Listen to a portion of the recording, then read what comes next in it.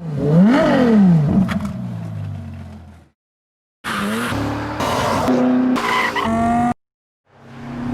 here we are, Tiff, in the BMW M5 competition, the latest in the lineup of M5s that goes back some 30 odd years. Yeah, fabulous car. What we've got now, what a 4.4 litre twin turbo V8 under the bonnet, and well, the standard level one had 600 horsepower, and this competition's got 625 horsepower. It's a little bit more power.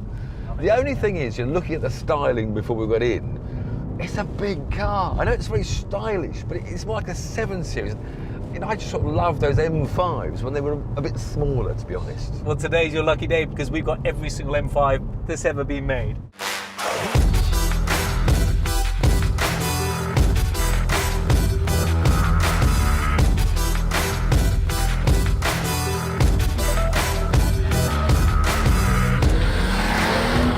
(1984). Takes you back a bit. It does. We'll put it this way. Not a single one of our camera crew were alive when this car was made. That's incredible, isn't it? Was it 35 years ago? It's pretty much original from new. How does it feel?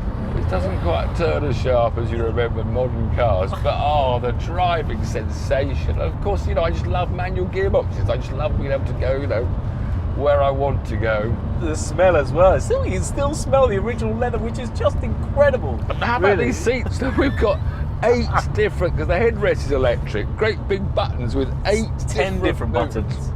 I used to turn in the middle of the headrest. The 2 in the middle of the headrest, electric headrest, first time ever on a BMW in this car. And that famous BMW straight 6 under the bonnet. And this was the engine that actually came up. The very first M car was, of course, the M1, that sports car that came out in, what, 1978. But this is a wet sump version of that same engine. Basic engine. But this was the first M car, saloon car ever. Yeah, this began it all. So what capacity are we now? What, 3.5 litre was it? The 3.5 litre straight 6, 286 horsepower. And weighing in at... Well, that's the point. It's 1,495 kilograms. So light comparatively to modern day cars. I tell you what, it's solid. I mean, you know, it's a firm, this bit of road here, but there's not many shakes or rattles, are there, for a 35-year-old car? You know my trouble, though? Go on. This has always been, to me, the best-looking M5. You're not alone there, Tiff, and there's nothing wrong with that, is there? This lovely, square, boxy shape. It does look absolutely fantastic. When this car came out in 1984, the list price was about 31, just a shade over. And now this car, this actual car, is probably worth about £50,000 in today's money. Some investment. I didn't expect you to be driving. Well, yes, I know technically it was your turn to drive, but you see, I was in the right-hand seat of the last car, and I'm in the left-hand seat this time. It just happens to have the steering wheel. I can't help that. So probably needs no introduction. This is the E34, and it came out in 1988 and went all the way through to 1995.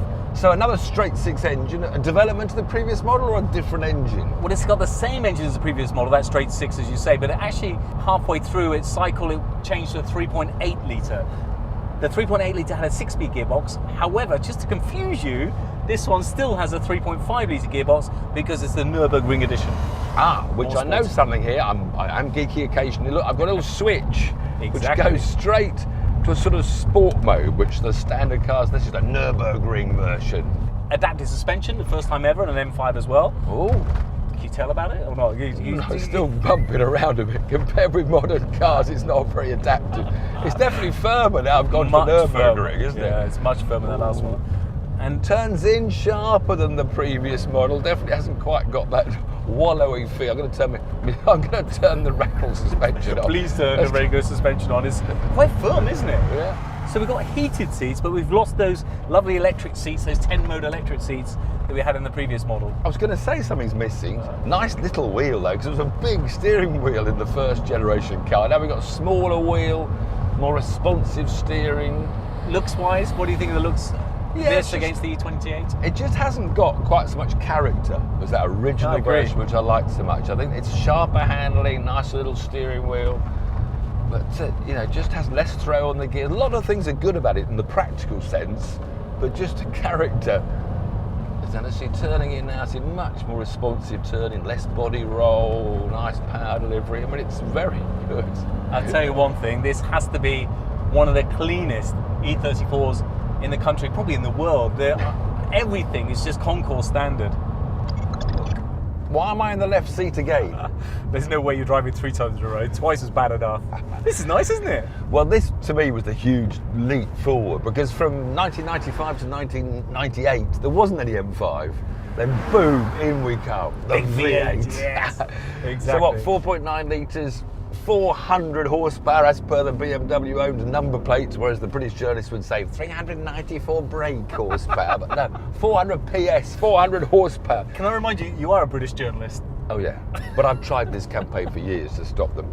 And that's 85 more horsepower than the outgoing straight six, the second generation. So quite a thing, still manual gearbox. It feels a lot more luxurious, don't you think, for the first time? Yes, a lot firmer, a lot stronger, a bit heavier.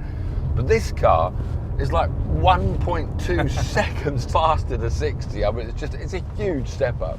It is. I love the double glazing. Have you seen the double glazing in the car? The what?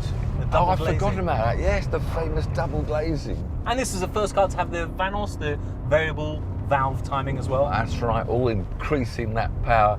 But perhaps more importantly, this is the famous BMW M5 that a certain young Tiff Needell did that huge power slide drift on a television program called Top Gear. You might have heard of it. Ran through the 90s, a very good show.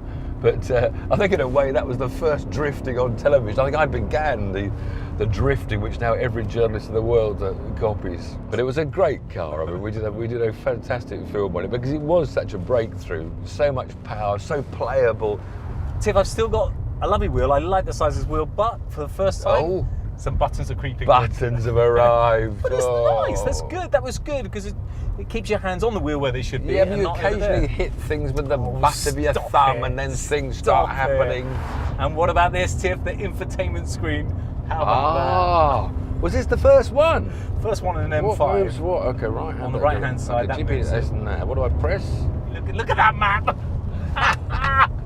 But look at this. Pass me that cassette, would you? Oh, what? Ah. What in there? That's brilliant. Absolutely brilliant. 2005, and after another 2-year wait, we had the 4th generation M5, and wow, another huge special because we had the V10 engine under that long bonnet. The best sounding for sure, and a massive step up in terms of the interior of this car as well. This is the E60, by the way. And did I give another number? I just do generations. I can't do these letters. And the first flappy paddle. Hold on a minute. That's the first one I've done. I've forgotten how bad it was. The first. Let's go down to first again. The first flappy paddle. But you can adjust. You can adjust the speed of it. You're on 1 at the moment. I'm going to adjust the flappy paddle speed to maximum velocity. All right. So this is now. It's going to be really quick. Is Really it? quick. So Okay, snap like that. Second gear, decelerate, and up to third. And when you think this was revolution, I know people did complain about it because it's only a single clutch, isn't it? But basically, these early DSG flappy paddle gearboxes did have that hesitation, but Do you know the solution? well, no, move on another generation. No, live in America and have a 6-speed manual because they this did. car in America had the manual gearbox. But we'll try and forget about that gear change. It was a feature of the car, but you soon forgot about it when you got this V10 howling round to 8,000 revs. And so now we've moved on, 7 years or so. What power have we gone up to from the V8 to the V10? Unless you press the M button on the steering wheel, you've only got 400 horsepower. And once you press that M button, Right. you allegedly get all the horses released to 507 horsepower. Notice the difference? Go on. It's got those active seats. Exactly. First time with the adaptive seats as well, which you can adjust here. I on the don't like central those. side. They suddenly hug you when you go around the corner. But only again when the M button's pressed in. Oh, that's what happened. Exactly, yeah. Well, I'm turning the M button off again now. I'm on the It's roads. quite I nice. don't need. Quite nice, actually, I think. Don't you get hugged often enough then? Is that your trouble? I Paul? don't. That is the trouble. We've lost the cassette player. We've gone for this new fandangled technology called CD players Oh, now. blimey. Look at that. We should do the history of music while we're doing it. This model, another one made famous by another epic Tiffany Dell story because we filmed at Rockingham. Amazing. I mean, I was about 50 years old and allowed to drive a Williams Grand Prix Wow. car. And Vicky Butler Henderson drove this M5.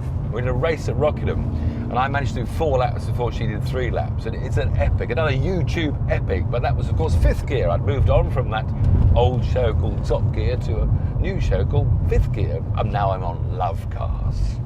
And Tiff, this car is the 25th anniversary car. It's a special edition car of the M5, 25th anniversary. Nice, eh? Do you know how I know that? No. I saw it on the door sill as I got in.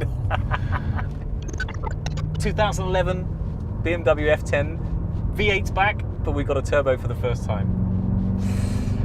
Well, it was turbocharging, wasn't it? I know it's come now, but again, we went from that, V10 that was in a Williams Grand Prix car to this big, lumpy twin-turbo V8. But you got more power. Yeah. Gearbox vastly improved, I'm very happy to say.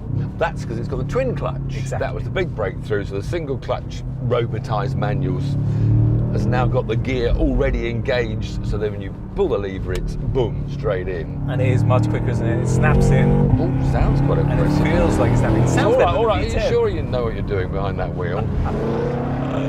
560 horsepower, Tiff.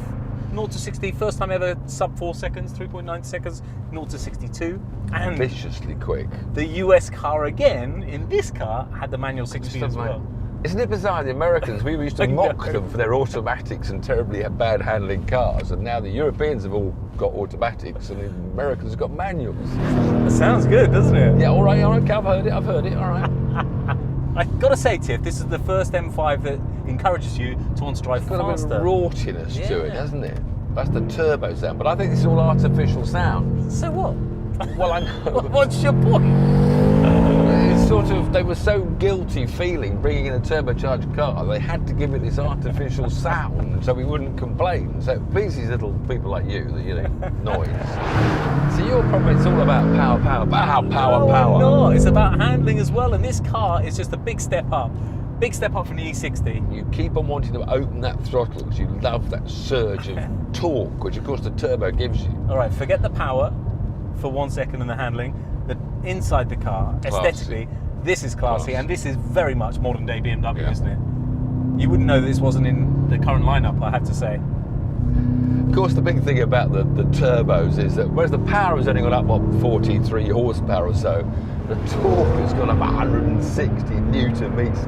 And interesting that third generation V8 had like 500 newton meters. The V10, 520. So just jumping from V8 to V10, not much difference. Boom, put the turbos on, and that torque comes pouncing in.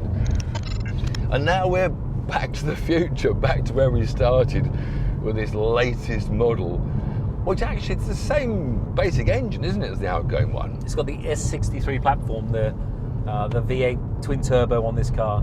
What do you think now you're driving it? Well, yeah, I'm intrigued first to find this gearbox. I was a bit worried reading about it being a torque converted auto, but it changes very efficiently.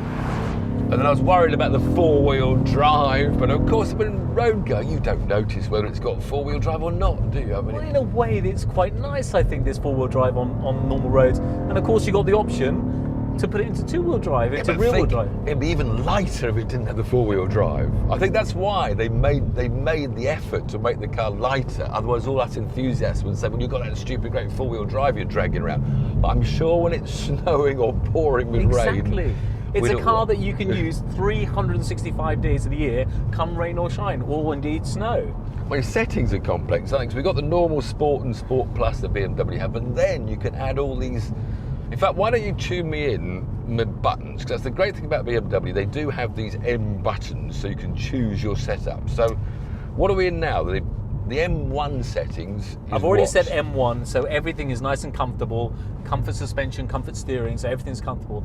And if you click on M2, you'll be delighted to know that I've already tuned that in as well. And I put M2, so if you just press that, it'll put you on rear-wheel drive with no traction control, Sport Plus on everything else. How about that? Sounds like my sort of button. The engine growls a bit more. Suspension definitely firms up. Throttle response is sharper. I won't experiment with the 2-wheel drive on public roads, the extremes, that's for the track, but you certainly feel the difference, don't you? It really sharpens itself up. I can feel the difference in my bottom as well, going over these bumpy little country I roads. still don't think that snaps through the gears as quick as a twin clutch flappy pedals. I mean, What's it like around this corner? Oh, nice little backfire then with the old exhaust. blip out back. You just wanted to snap in gear a little bit more, but don't forget where this car sits. It's a car for the family. You can have 4 people in it, 5 people in it, with all your shopping and your luggage and everything else. It's an incredible everyday car that ticks most boxes. I tell you what I've noticed with BMW, the steering wheel seems to get fatter and fatter. Too big. I know it's, but yeah, you agree. too big, yeah. I agree, yeah, it's got too far now. It's certainly very comfortable, and you know that you could just smash across a continent in this I car. was just about to say the thing, you just want to disappear, now you're over a crest and into the horizon. I mean, I know you haven't got a track for me today, but we are now technically off-road, aren't we? This is private land. I can now maybe feel what the rear-wheel drive only is like. And now, that's much more like it. Oh, see, this is what you want to do. It is an M5, it's a real M5.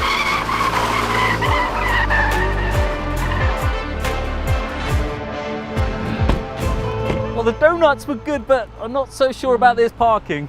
First, they weren't donuts, they were power slides. And I can't get it perfect every time, but what a history we've been through, eh? 2011, the F10, the first twin-turbo V8. 2005, the E60, and this was the first and only V10. Love the V10. Me too. 1998, the E39, the first V8. And then down to 1988, which is the E34, and really when the car started to get packed with tech. But then back to the beginning, back to 1984, the E28. And I have to say, it's the one I'd rather like to take home. I don't blame you, it's a beautiful car. Your choice, sir? I'm afraid it's got to be the F90, Tiff. That competition just packed with tech. What a stunning car. My truth is, you couldn't really go far wrong, whichever one of these wonderful cars you picked. You're right, very special. Special day, special cars.